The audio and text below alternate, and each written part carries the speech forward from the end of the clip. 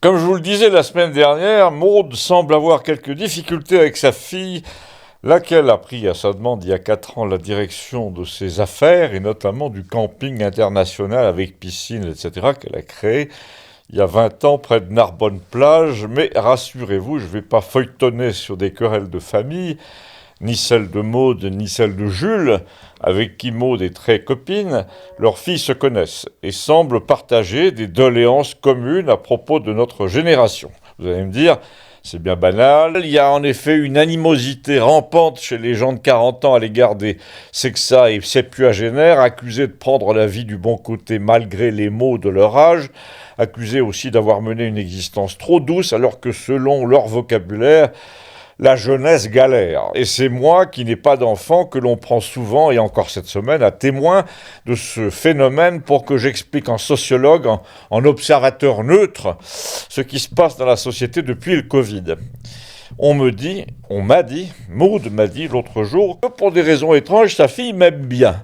Jules m'a dit également que la seule de ses filles que je connaisse a pour moi une indulgence un peu curieuse. Et Christiane explique cela en disant « C'est normal, il est le seul qui, si les faits lui donnent raison un jour, ne va pas dire « Vous êtes tous des minables d'avoir cru ceci et cela ». Il y a Léon aussi, a dit Gustave, qui n'est pas du genre à blâmer les gens qui se sont trompés. Ça veut dire quoi se tromper, a dit l'abonné au Monde. Et d'ailleurs, ça veut dire quoi ceci et cela? Croire ceci et cela. Ça veut dire avoir, en fait, comme toi, a répondu Gustave, tout gobé. Avoir récité à midi le journal télévisé de la veille, sur tous les sujets, sanitaires, politiques, etc. Avoir vanté les mérites de tous ceux qui venaient d'être nommés au pouvoir, alors que les 3/4 étaient empêtrés dans des affaires judiciaires depuis des années. Avoir repoussé avec force le jugement des esprits critiques sur tous les sujets, pas avec des arguments, mais avec des phrases du genre « Non, non, je ne peux pas te laisser dire ça ». C'est inadmissible, etc. Alors, quand on y réfléchit, des idées, il y en a toutes sortes. Des idées pernicieuses, des idées fausses, des idées idiotes. Mais il n'y a pas d'idée inadmissible, parce que l'inadmissible, c'est une impasse artificielle que l'on dresse qui permet d'opposer à autrui le mur de la discussion interdite. J'ai vu, a dit Gustave, l'autre jour à la télé, un débat où le pire personnage de la presse française, dont je ne cite pas le nom parce que notre ami c'était moi, ne voudra pas, mais qu'il a très bien connu, et qui a dirigé pendant 20 ans le premier quotidien français. Ils ont même travaillé ensemble. Ah oui, je vois qui tu veux dire, et j'ai répondu.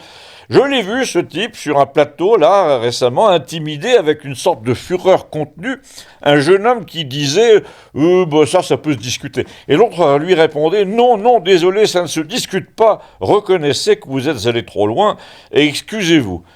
C'était sur quoi le sujet, a dit Christiane? Sur Israël, évidemment. Mais c'est pas la question. La question, c'est que, quelle que soit la question, justement, il existe désormais un type de ce genre pour venir jouer le rôle de ce qu'on appelle le modérateur et pour rappeler à ceux qui discutent qu'il existe des limites à ne pas franchir.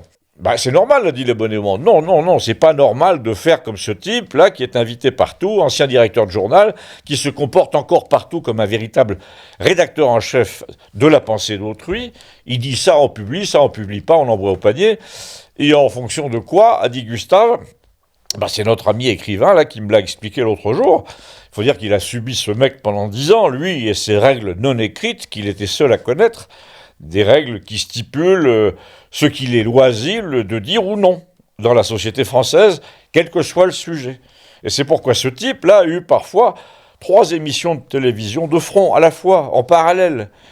Et là, j'ai enchaîné pour préciser un peu, en effet, que ce type, depuis les années 90, jouit d'une sorte d'ubiquité télévisuelle qui se prolonge aujourd'hui à 75 ans, parce qu'il fait partie de la demi-douzaine de personnages qui sont chargés de faire régner la pensée dominante sur tous les sujets. Au début, on se dit, c'est un mondain, comme d'Ormesson, etc. En fait, c'est plutôt l'équivalent de ces femmes qui avaient un salon au XIXe siècle, un salon où l'on venait recueillir pratiquement des consignes pour penser ceci et cela, pour placer très haut un écrivain ou un autre, et surtout pour placer très bas un écrivain qui ne jouait pas le jeu. D'ailleurs, je dis, à l'époque où l'on travaillait ensemble, c'était son expression favorite à ce type, c'était « jouer le jeu ». Mais de quel jeu s'agit-il? Et là, pressé par Maude, qui s'est servi de ce prétexte pour nous faire le portrait de sa fille, j'ai défini ce que voulait dire jouer le jeu.